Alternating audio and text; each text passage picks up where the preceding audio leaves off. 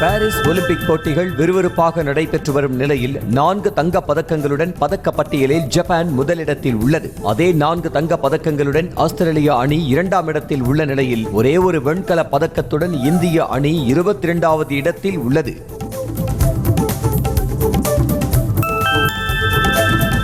Paris Olympic துப்பாக்கிச் சுடுதல் போட்டியின் 10 மீட்டர் ஏர் ரைபிள் பிரிவில் இந்தியாவின் அர்ஜுன் பபுதா இறுதிச் சுற்றுக்கு முன்னேறி அசத்தியுள்ளார். அவருக்கான இறுதிப் போட்டி இன்று மாலை 3:30 மணிக்கு நடைபெற உள்ளது. இதனால் ஆண்கள் துப்பாக்கிச் சுடுதல் பிரிவிலும் இந்தியாவுக்கு பதக்கம் கிடைக்கும் என எதிர்பார்க்கப்படுகிறது.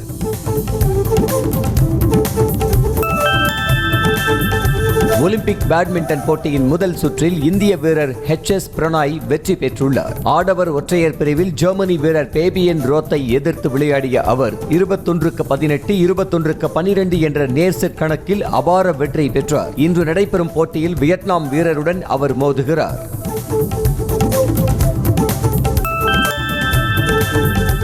ஒலிம்பிக் டேபிள் டென்னிஸ் பெண்கள் பிரிவில் இந்திய வீராங்கனை மணிகா பத்ரா அடுத்த சுற்றுக்கு முன்னேறியுள்ளார். முதல் சுற்றில் இங்கிலாந்து வீராங்கனை அன்னா ஹர்சியுடன் மோதிய அவர் 11-8, 12-10, 11-9, 9-11, 11-5 என்ற புள்ளிக்கணக்கில் வென்று அசத்தினார். பாரிஸ் ஒலிம்பிக் டேபிள் டென்னிஸ் ஆடவர் பிரிவில் முதல் சுற்றிலேயே தமிழ்நாட்டைச் சேர்ந்த இந்திய வீரர் சரத்கமல் தோல்வியடைந்து அதிர்ச்சி கொடுத்தார். ஸ்லோவேனியாவின் டெனிகோசலுடன் மோதிய அவர் 12-10, 9-11, 6-11, 7-11, 11-8, 10-12 என்ற புள்ளி கணக்கில் தோல்வியை தழுவினார். பாரிஸ் ஒலிம்பிக் டேபிள் டென்னிஸ் ஆடவர் பிரிவில் இந்திய வீரர் ஹர்மித் தேசாயும் அதிர்ச்சி தோல்வியடைந்தார். பிரான்ஸ் வீரர் ஃபெலிக்ஸ் லெப்ரூனுடன் மோதிய ஹர்மித் 8-11, 8-11, 6-11, 8-11 என்ற நேர் செட் கணக்கில் தோல்வியடைந்து ஏமாற்றமளித்தார்.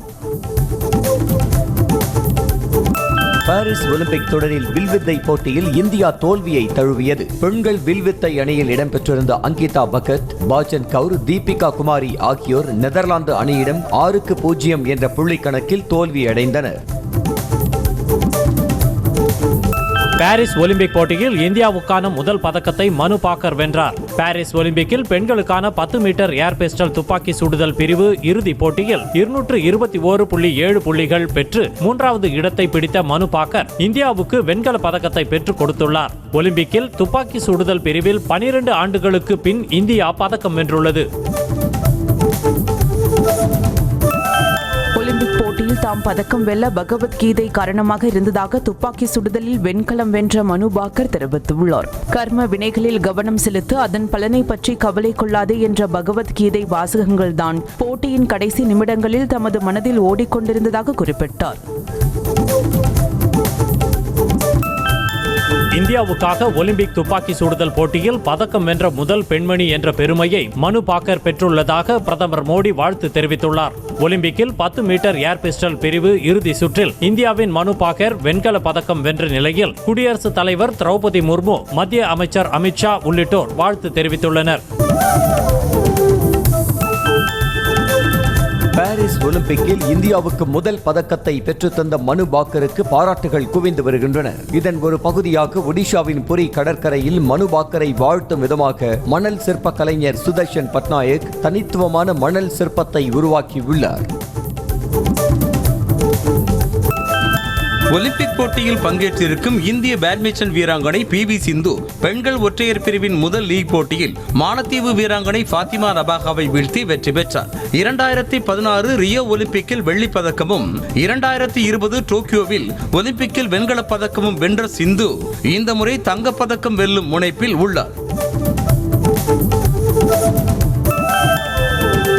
மத்திய பல்கலைக்கழகங்களில் இளநிலை பட்ட படிப்புகளில் சேர நடத்தப்பட்ட கியூட் தேர்வு முடிவுகளை தேசிய தேர்வு முகமை வெளியிட்டது. நாடு முழுவதும் 11 லட்சத்திற்கும் அதிகமான மாணவர்கள் இந்த தேர்வை எழுதியிருந்தனர். அவர்கள் exams.nta.in/CUET-UG/ என்ற தளத்தில் தேர்வு முடிவுகளை தெரிந்து கொள்ளலாம்.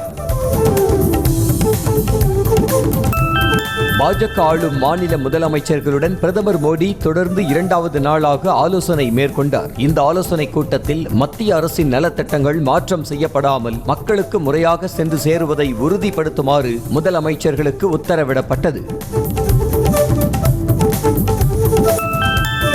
தேர்தல் வியூக மன்னன் பிரசாந்த் கிஷோர் வரும் காந்தி ஜெயந்தி அன்று ஜன் சூராஜ் கட்சியை தொடங்கப் போவதாக அறிவித்துள்ளார். பீகாரில் அடுத்த ஆண்டு நடைபெறவுள்ள சட்டமன்ற தேர்தலில் போட்டியிட திட்டமிட்டுள்ள அவர் தேர்தலில் நிச்சயம் வெற்றி பெறுவோம் என்றும் நம்பிக்கை தெரிவித்துள்ளார். மூக்கிலிருந்து திடீரென ரத்தம் வழிந்ததால் மருத்துவமனையில் அனுமதிக்கப்பட்ட மத்திய அமைச்சர் குமாரசாமி சிகிச்சைக்கு பின்னர் டிஸ்சார்ஜ் செய்யப்பட்டார். மன அழுத்தம், தூக்கமின்மை காரணமாக மூக்கிலிருந்து ரத்தம் வழிந்ததாகவும் மருத்துவர்கள் அவரை ஓரிரு நாட்கள் ஓய்வெடுக்க அறிவுறுத்தியதாகவும் கூறப்படுகிறது. ராஜஸ்தான் முதலமைச்சர் பஜன்லால் சர்மாவுக்கு தௌசா மத்திய சிறையில் உள்ள போக்சோ கைதியிடமிருந்து கொலை மிரட்டல் வந்த சம்பவம் அதிர்ச்சியை ஏற்படுத்தியுள்ளது. உடனடியாக அந்த சிறைக்கு சென்று போலீசார் தேடுதல் வேட்டையில் ஈடுபட்ட நிலையில் 10 செல்போன்கள் பறிமுதல் செய்யப்பட்டன.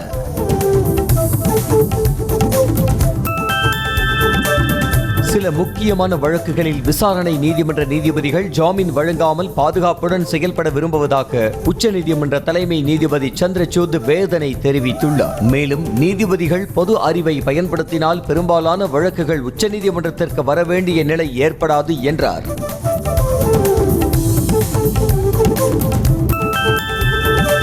டெல்லி IAS பயிற்சி மையத்தின் அடித்தளத்திற்குள் மழைநீர் மளமளவென புகுந்தது எப்படி என்பது குறித்த பரபரப்பு வீடியோ காட்சி வெளியாகியுள்ளது. மழைநீர் குளம் போல் தேங்கியிருந்த சாலையில் SUV கார் வேகமாக சென்றபோது அதன் வேகத்தில் கேட்டை உடைத்துக் கொண்டு பயிற்சி மையத்திற்குள் தண்ணீர் புகுந்தது.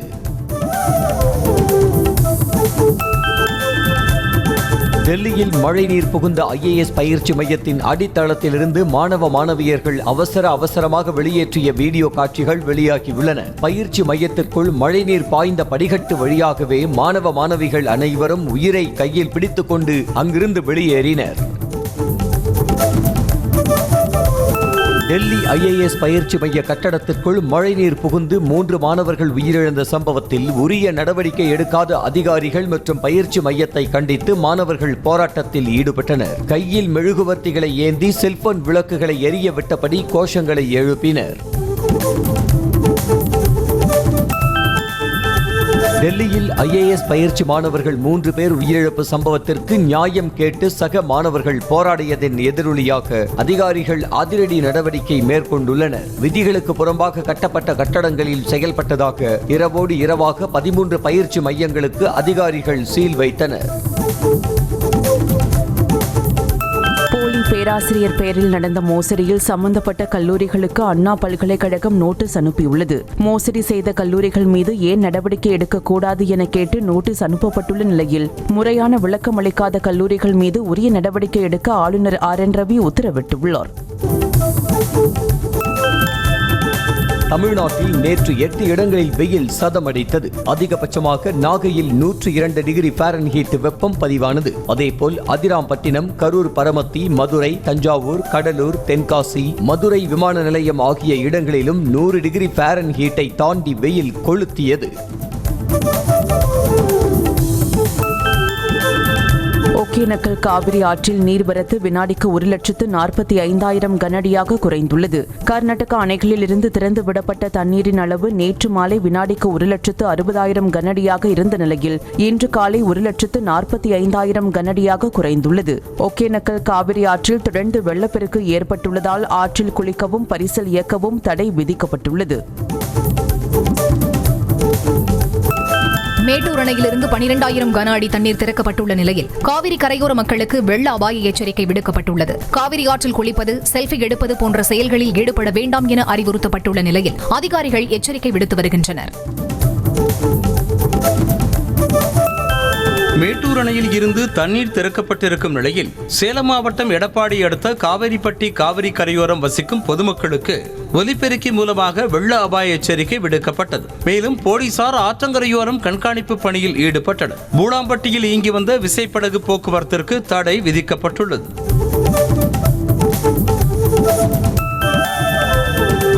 தென்காசி மாவட்டம் குற்றால அருவிகளில் வெள்ளப்பெருக்கு காரணமாக 2வது நாளாக குளிக்க தடை விதிக்கப்பட்டுள்ளது. மெயினருவி, பழைய குற்றாலம், ஐந்தருவி உள்ளிட்ட அருவிகளில் சுற்றுலா பயணிகள் குளிக்க தடை நீடிக்கிறது. திமுக ஆட்சியில் தமிழ்நாடு கொலை மாநிலமாக மாறி வருவதாக எதிர்க்கட்சித் தலைவர் எடப்பாடி பழனிசாமி குற்றம் சாட்டியுள்ளார். தூத்துக்குடி விமான நிலையத்தில் செய்தியாளர்களிடம் பேசிய அவர், அரசியல் பிரமுகர்கள், பொதுமக்கள் என யாருக்கும் பாதுகாப்பு இல்லை என்றும், தமிழ்நாட்டில் சட்டம் ஒழுங்கு முழுமையாக சீர்கெட்டுள்ளது எனவும் விமர்சித்துள்ளார். குமரி மாவட்டம் திருவட்டார் அருகே காங்கிரஸ் கவுன்சிலரின் கணவரை வெட்டி கொலை செய்த கும்பலை போலீசார் தீவிரமாக தேடி வருகின்றனர். மூவாற்றுமுகம் பகுதியைச் சேர்ந்த திருவட்டார் பேரூராட்சியின் 10வது வார்டு கவுன்சிலர் உஷா ராணியின் கணவரான ஜாக்சன் அருகிலுள்ள தேவாலயம் அருகே சென்றபோது இருசக்கர வாகனத்தில் வந்த கும்பல் வெட்டி கொலை செய்துவிட்டு தப்பிச் சென்றனர். தமிழ்நாட்டில் படுகொலைகள் அதிகரிப்பதற்கு டாஸ்மாக் கஞ்சா போதை வஸ்துக்கள் பயன்பாடு அதிகமாக இருப்பதுதான் காரணம் என தேமுதிக பொதுச் செயலாளர் பிரேமலதா விஜயகாந்த் குற்றம் சாட்டியுள்ளார். அவர் வெளியிட்டுள்ள அறிக்கையில், தமிழ்நாடு ஒரு கொலை நாடாக மாறாமல் இருக்க உடனடியாக நடவடிக்கைகளை மேற்கொள்ளுமாறு வலியுறுத்தியுள்ளார்.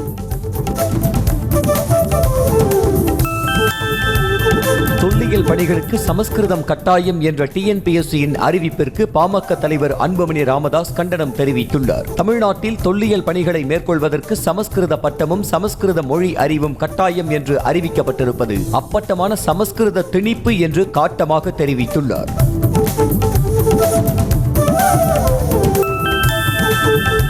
நிதி ஆயோக் கூட்டத்தை முதலமைச்சர் மு க ஸ்டாலின் புறக்கணித்தது வருத்தம் அளிப்பதாக பாஜக மாநில தலைவர் அண்ணாமலை தெரிவித்துள்ளார். பெரம்பலூரில் செய்தியாளர்களிடம் பேசிய அவர், நிதி ஆயோக் கூட்டத்தில் முதலமைச்சர் கலந்து கொண்டு தமிழகத்திற்கு தேவையான வளர்ச்சி திட்டங்கள் பற்றி பிரதமரிடம் எடுத்துரைத்திருக்க வேண்டும் என்றார்.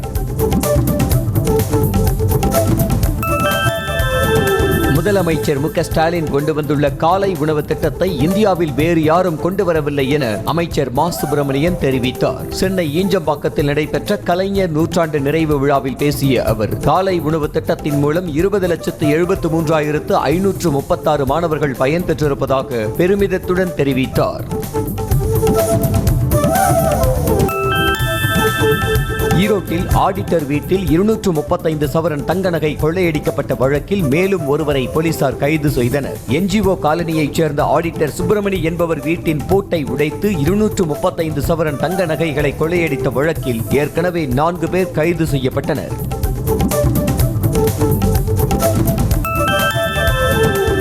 பிரதமர் மோடியை பற்றி திருப்பூர் மாவட்ட காங்கிரஸ் கட்சி தலைவர் ஒருமையில் கடுமையாக விமர்சித்து பேசிய வீடியோ சமூக வலைதளங்களில் பரவி வருகிறது. மத்திய பட்ஜெட்டில் தமிழ்நாட்டை புறக்கணித்ததாக கூறி காங்கிரஸ் கட்சி சார்பில் பல்லடத்தில் ஆர்ப்பாட்டம் நடைபெற்றது. இதில் பேசிய அக்கட்சியின் மாவட்ட தலைவர் கோபி மோடியை விமர்சித்து ஒருமையில் திட்டி தீர்த்தார்.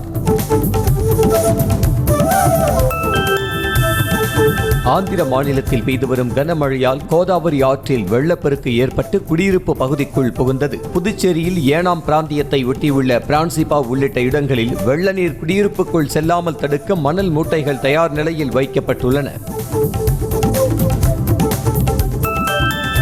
தேனி மாவட்டம் போடிநாயக்கனூர் அருகே குரங்கணியில் உள்ள அருவியில் நீர்வரத்து அதிகரித்து வரும் நிலையில் ஆபத்தையும் உணராமல் தடுப்புகளை தாண்டி சென்று சுற்றுலா பயணிகள் குளிப்பதாக புகார் எழுந்துள்ளது. வனத்துறையினரின் எச்சரிக்கையையும் மீறி அருவிக்கு செல்லும் சுற்றுலா பயணிகளை தடுக்க நடவடிக்கை எடுக்க வேண்டும் என கோரிக்கை எழுந்துள்ளது.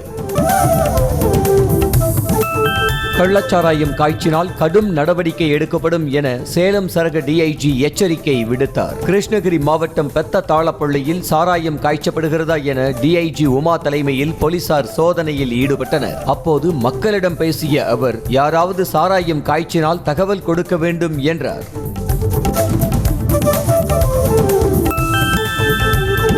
ஈரோடு மாவட்டம் வடக்குறிச்சியில் கள்ளச்சாராயம் காய்ச்சி விற்பனை செய்ததாக 3 பேரை போலீசார் கைது செய்து அவர்களிடமிருந்து 10 லிட்டர் சாராயம், 35 லிட்டர் ஊரல் உள்ளிட்டவைகளை பறிமுதல் செய்தனர். கார்த்திகேயன் என்பவருக்கு சொந்தமான தோட்டத்தில் போலீசார் சோதனை செய்ததில் சாராயம் காய்ச்சியது தெரிய வந்தது. கோவையில் கணவரை பிரிந்த இளம்பெண்ணை திருமணம் செய்து கொள்வதாக கூறி கர்ப்பமாக்கிவிட்டு ஏமாற்றிய திமுக பிரமுகர் அசாருதீன் என்பவரை போலீசார் கைது செய்தனர். அத்தோடு தனிமையில் இருந்தபோது எடுத்த வீடியோக்களை வைத்து பெண்ணை மிரட்டி நினைத்த போதெல்லாம் ஆசைக்கு இணங்க வற்புறுத்தியதாகவும் அசாருதீன் மீது புகார் எழுந்துள்ளது. தூத்துக்குடி தூத்துக்குடியில் பிளாஸ்டிக் கழிவுகள் தேக்கி வைக்கப்பட்டிருந்த குடோனில் திடீர் தீ விபத்து ஏற்பட்டதால் அப்பகுதி புகை மூட்டமாக காட்சியளித்தது. இந்த தீ விபத்தால் சுமார் 30 லட்சம் மதிப்பிலான பொருட்கள் சேதமடைந்ததாக கூறப்படும் நிலையில் அருகே இருந்த முட்புதர்களை அகற்றுவதற்காக வைக்கப்பட்ட தீ குடோனுக்கு பரவியதாக கூறப்படுகிறது. கரூர் மாவட்டம் குளித்தலையில் பூச்சி மருந்து தெளிக்கும் இயந்திரம் வெடித்து பழைய இரும்பு பொருட்கள் சேகரிக்கும் வியாபாரி உடல் சிதறி பலியானார். பசும்பொன் நகரைச் சேர்ந்த கிருஷ்ணமூர்த்தி என்பவர் வீட்டில் சேகரித்து வைத்திருந்த எலக்ட்ரிக் பூச்சிக்கொல்லி மருந்து அடிக்கும் இயந்திரத்தினை உடைத்தார். அப்போது எதிர்பாராத விதமாக அதிலிருந்த மோட்டார் வெடித்தது.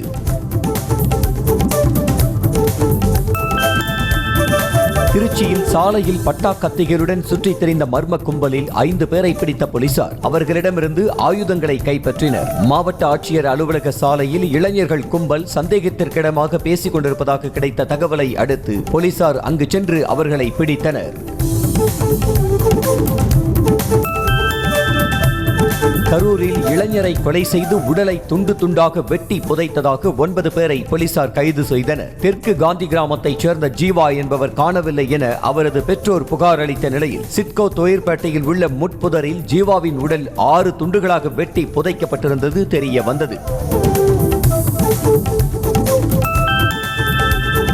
கோவை மாவட்டம் பொள்ளாச்சி அருகே பைக் மீது லாரி மோதியதில் 2 உடல் நசுங்கி சம்பவ இடத்திலேயே பரிதாபமாக உயிரிழந்தனர். நெடுஞ்சாலையில் பயணிகளை இறக்கிவிட்டவாறு அரசு பேருந்து நின்றுள்ள போது பின்னால் பைக்கில் சென்ற 2 பேருந்தை முந்திச் செல்ல முற்பட்ட போது எதிர்பாராத விதமாக அவர்கள் பின்னால் வந்த லாரி பைக் மீது மோதியது.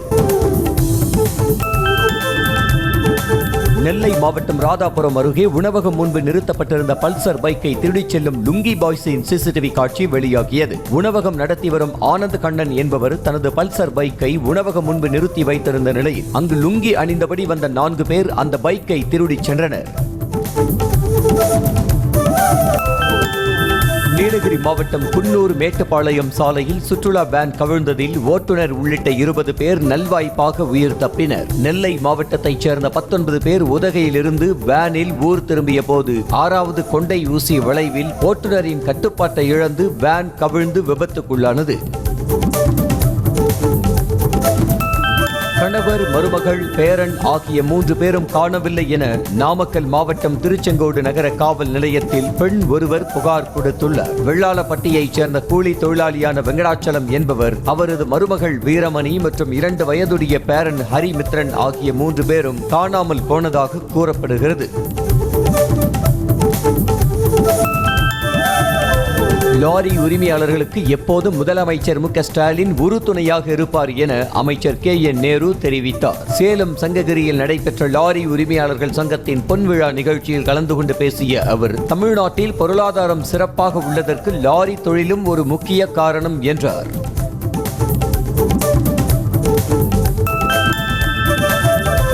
வேலூரில் நடைபெற்ற பாரம்பரிய நெல் விதைகள் திருவிழாவை ஒட்டி அமைக்கப்பட்டிருந்த கண்காட்சியினை ஏராளமானோர் பார்வையிட்டனர். ஈஷாவின் மண் காப்பும் இயக்கம் சார்பில் நடைபெற்ற திருவிழாவில் கருப்பு கவுனி, மாப்பிள்ளை சம்பா உள்ளிட்ட நெல் விதைகள் மற்றும் காய்கறி விதைகளும் காட்சிப்படுத்தப்பட்டிருந்தன. தென்காசி மாவட்டம் சங்கரன் கோவிலில் மதிமுக கட்சியின் 31ஆம் ஆண்டு தொடக்க விழாவை முன்னிட்டு நடைபெற்ற நலத்திட்ட உதவிகள் வழங்கும் நிகழ்ச்சியில் சேலைகளை வாங்குவதற்காக மூதாட்டிகள் முண்டியடித்ததால் தள்ளுமுள்ளு ஏற்பட்டது. அங்கு வைத்திருந்த தென்னங்கன்றுகளையும் ஒருவருக்கொருவர் போட்டி போட்டு அள்ளிச் சென்றனர். மகாராஷ்டிரா மாநில துணை முதலமைச்சர் தேவேந்திர பட்னவிஸ் தனது குடும்பத்தினருடன் பிரதமர் மோடியை சந்தித்தார். இது தொடர்பான புகைப்படங்களை எக்ஸ் பக்கத்தில் பகிர்ந்த அவர், பிரதமரை மரியாதை நிமித்தமாக சந்தித்ததாகவும் அவரை சந்திக்கும் போதெல்லாம் தமக்கு புதிய ஆற்றலும் வழிகாட்டுதலும் கிடைப்பதாக தெரிவித்துள்ளார். மகாராஷ்டிராவில் பெய்த மழையின் காரணமாக கடும் போக்குவரத்து பாதிப்பு ஏற்பட்டது. ஷெடுங் பைபாஸ் சாலையிலிருந்து பன்வெல் நகர் வரை பல கிலோமீட்டர் தூரத்திற்கு வாகனங்கள் அணிவகுத்து நின்றும் ஆமை போல் ஊர்ந்து செல்வதாலும் வாகன ஓட்டிகள் கடும் சிரமத்திற்கு ஆளாகினர்.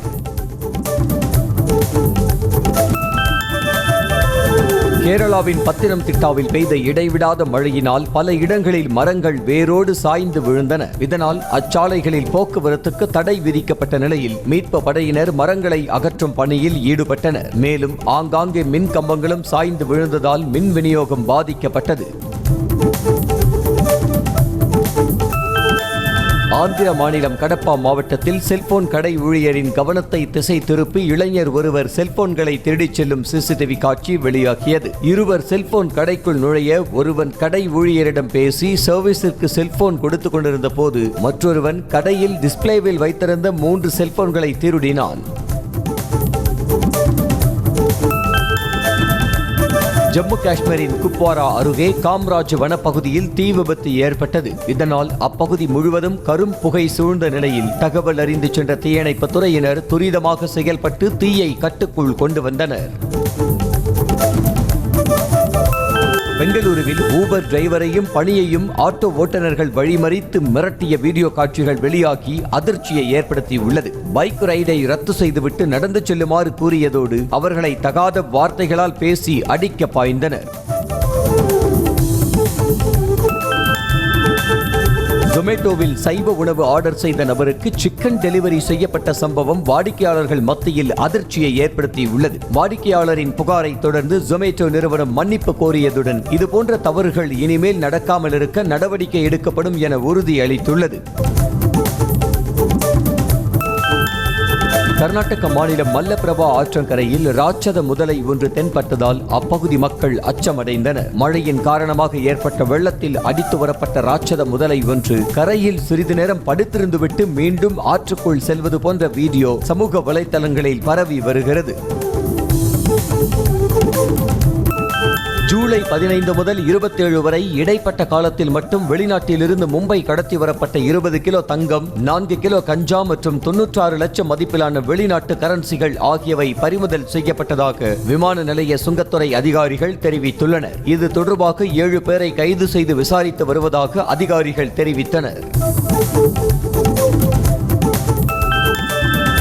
அமெரிக்க அதிபர் தேர்தலில் இருந்து ஜோ பைடன் விலகுவார் என முன்கூட்டியே கணித்த பிரபல பெண் ஜோதிடர் ஏமி ட்ரிப் அதிபர் தேர்தலில் ட்ரம்ப் வெற்றி பெறுவார் என கணித்துள்ளார். ஜோ பைடன் குறித்த அவரது கணிப்பு உண்மையாகி போன நிலையில் தற்போதைய கணிப்பும் பலித்து விடுமா என மக்கள் ஆவலுடன் எதிர்பார்த்து காத்திருக்கின்றனர். ஜெர்மனியில் அமெரிக்க ஏவுகணைகள் நிலைநிறுத்தப்பட்டால் அதற்கு பதிலடி அளிக்கும் விதமாக உரிய நடவடிக்கை எடுக்கப்படும் என ரஷ்ய அதிபர் புதின் எச்சரித்துள்ளார்.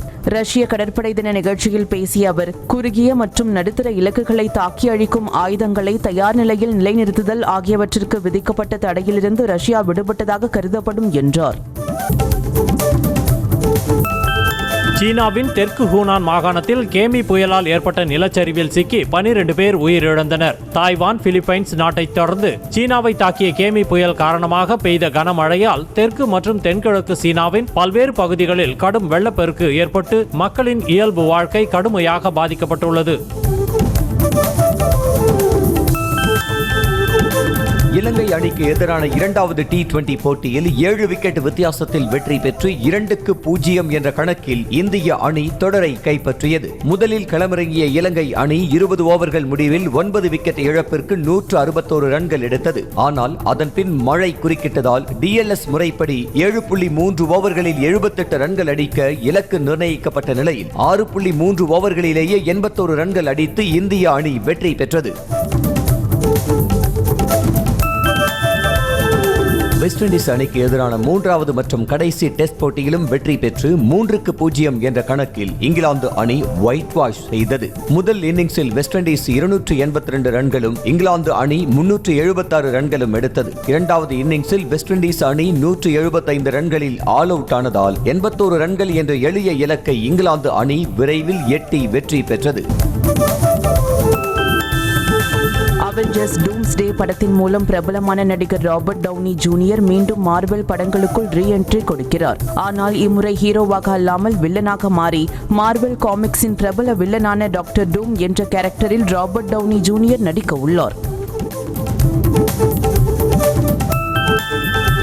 இயக்குனர் ஷங்கர் கமல்ஹாசன் கூட்டணியில் வெளியான இந்தியன் 2 படத்தின் OTT உரிமையை நெட்ஃபிளிக்ஸ் நிறுவனம் வாங்கியுள்ளதாக தகவல் வெளியாகியுள்ளது. எதிர்மறை விமர்சனங்களால் இந்தியன் 2 படம் ஓடும் திரையரங்குகளின் எண்ணிக்கை கணிசமாக குறைந்துவிட்ட நிலையில் திட்டமிட்டதற்கு முன்பாகவே OTT-யில் வெளியிடப்படலாம் என கூறப்படுகிறது.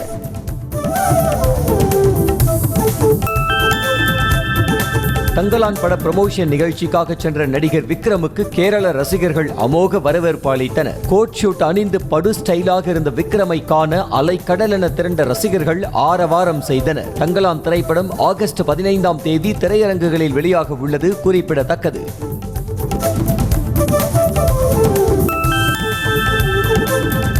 விஜய் அழைத்தால் அவரது கட்சியில் சேர்ந்து பணியாற்ற தயாராக இருப்பதாக இயக்குனர் அமீர் தெரிவித்துள்ளார். திருச்சியில் செய்தியாளர்களிடம் பேசிய அவர், விஜயுடன் இணைந்து செயல்பட தயாராக இருப்பதாக சீமானே தெரிவித்துள்ளார் என்றும், தன்னை பொறுத்தவரை விஜய், சீமான் ஆகிய இருவருடனும் இணைந்து அரசியலில் பயணிக்க ரெடி என்றும் கூறினார். தமிழில் விஜய் சேதுபதி நடித்த மகாராஜா திரைப்படத்தின் ஹிந்தி ரீமேக் உரிமையை நடிகர் அமீர்கான் கைப்பற்றியதாக தகவல் வெளியாகியுள்ளது. அதில் அமீர்கானே நடிக்கப் போகிறாரா அல்லது தனது தயாரிப்பு நிறுவனத்திற்காக வாங்கினாரா என்பது குறித்த விவரங்கள் வெளியாகவில்லை.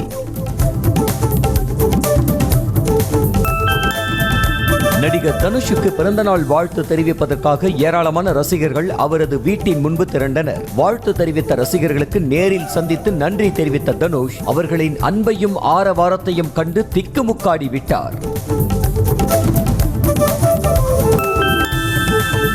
அருள்நிதி நடிப்பில் உருவாக்கியுள்ள டிமாண்டி காலனி 2 திரைப்படத்திற்கு தணிக்கை குழு UA சான்றிதழ் வழங்கியுள்ளது. 2015ஆம் ஆண்டு வெளியான டிமாண்டி காலனி திரைப்படம் வெற்றி பெற்றதை தொடர்ந்து அதன் 2ஆம் பாகம் உருவாகியுள்ளது. இப்படம் ஆகஸ்ட் 15ஆம் தேதி திரையரங்குகளில் வெளியாகிறது.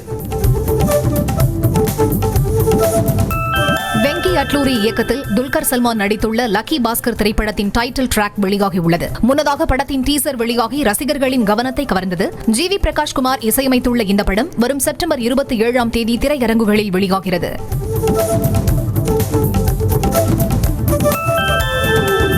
லியோராஜ் நடிக்கும் ஸ்வீட் ஹார்ட் படத்தின் ப்ரோமோ வீடியோவை படக்குழு வெளியிட்டுள்ளது. அறிமுக இயக்குனரான ஸ்னேவித் எஸ் சுகுமார் இயக்கும் இப்படத்தை யுவன் சங்கர் ராஜா தயாரிப்பதோடு அவரே இசையமைக்க உள்ளார். இப்படத்தின் ப்ரோமோ வீடியோ காட்சிகள் ரசிகர்களின் கவனத்தை ஈர்த்து வருகின்றன.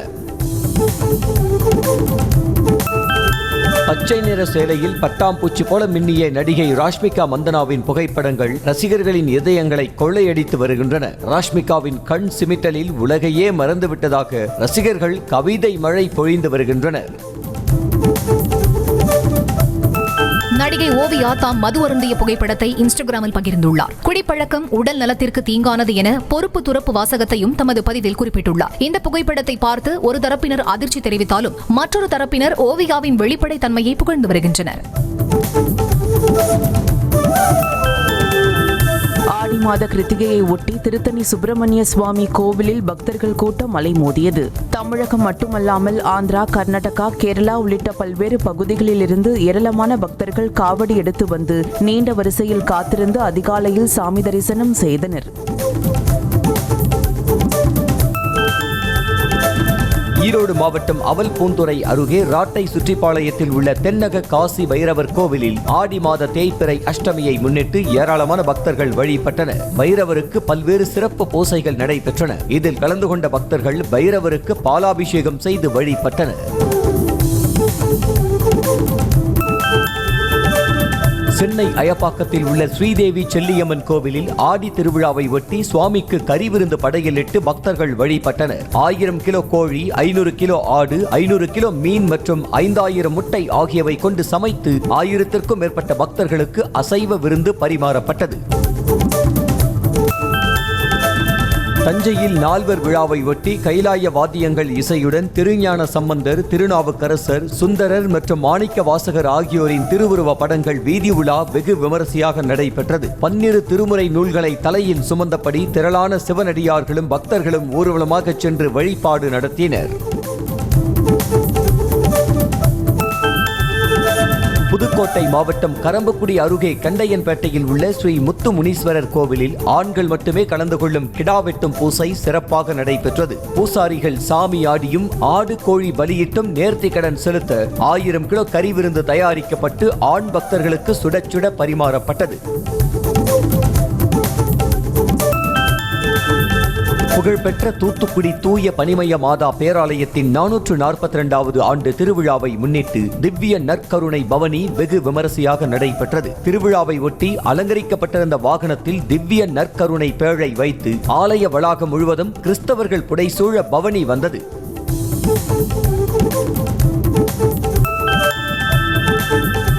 ₹8,000 பட்ஜெட்டில் புதிய ஸ்மார்ட் போனினை ரியல்மி நிறுவனம் அறிமுகம் செய்ய உள்ளது. ரியல்மி நாசோ N61 என்ற இந்த போன் வரும் 30ஆம் தேதி அறிமுகமாகிறது. 32 மெகா பிக்சல் பிரைமரி கேமராவை உள்ளடக்கிய டியூவல் பேக் கேமரா, ரியல்மியின் ரெயின் வாட்டர் ஸ்மார்ட் டச் போன்ற அம்சங்களை கொண்டுள்ளது.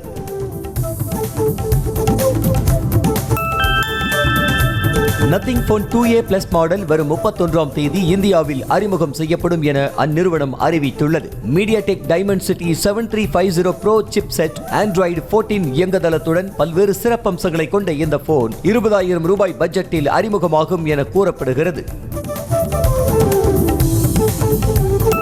விவோ V40 மற்றும் விவோ V40 Pro அடுத்த மாதம் இந்தியாவில் அறிமுகமாகும் என தகவல் வெளியாகியுள்ளது.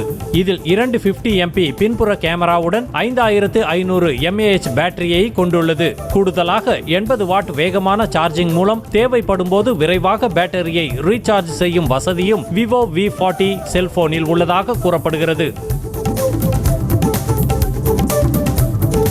கார்களை போன்ற இருசக்கர வாகனங்களிலும் ரியர் வியூ வசதியை அறிமுகப்படுத்தும் முயற்சியில் சுசுகி நிறுவனம் ஈடுபட்டுள்ளது. இந்த அம்சத்தை உருவாக்குவதற்காக சுசுகி நிறுவனம் டோக்கை ரிகா எனும் நிறுவனத்துடன் கூட்டணி அமைத்துள்ளது. ஆனால் இந்த வசதியை எப்போது அறிமுகப்படுத்தும்